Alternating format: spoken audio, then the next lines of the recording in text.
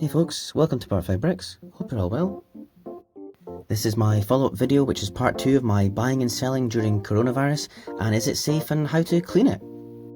Now let's get straight onto cleaning second-hand Lego. What you're going to do before you wash it is actually leave it in a safe place that no one in the family is going to go near.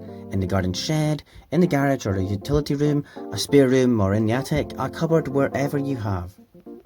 Leave the Lego in there for at least 3 days in the plastic bag or container you put it in.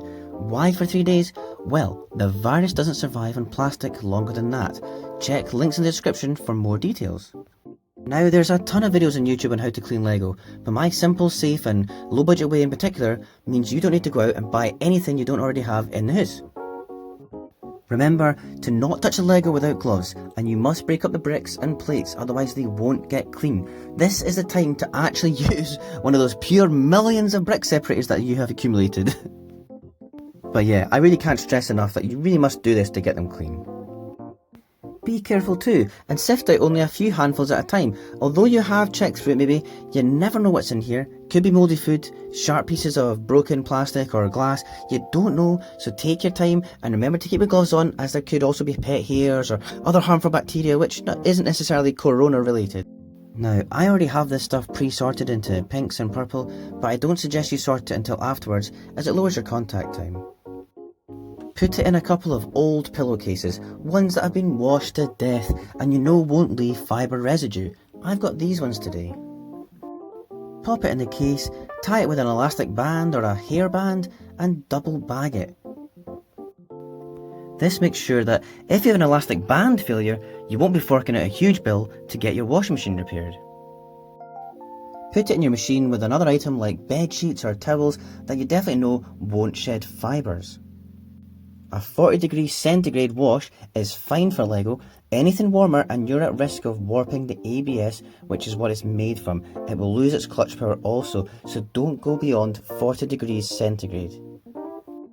Use biological powder, as this is far more effective with breaking down harmful enzymes. And also, don't put in too much, as it'll get too soapy and that's really not helpful. And obviously, don't put any softener in with it either. I put mine in a tumble dryer on a low heat setting for a short time, like 10-12 minutes. Never go beyond that, as you're at risk of melting it and warping it. Not everyone has a dryer, and that's fine, as we're going to lay it on towels on the floor or table, spreading it out and leaving it to air dry. Now it's clean and ready to sort. As a seller, I'd recommend you wash Lego beforehand as well, especially if you have kids or pets. Would you want to be the reason someone gets sick?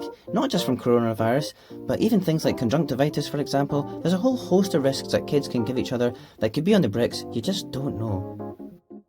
Now, boxed items present a slightly different problem. You should only be handling these with gloves, which you should dispose of once you have bagged the item and before you've got to the car. Obviously, check the item, feel its weight, look for damage or if it's been opened. Only once you're happy and convinced it's the real deal, then part with your money.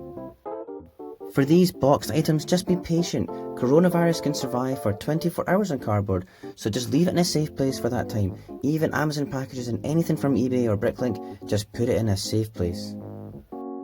I put mine above the fridge, as I know the kids aren't going to go up there.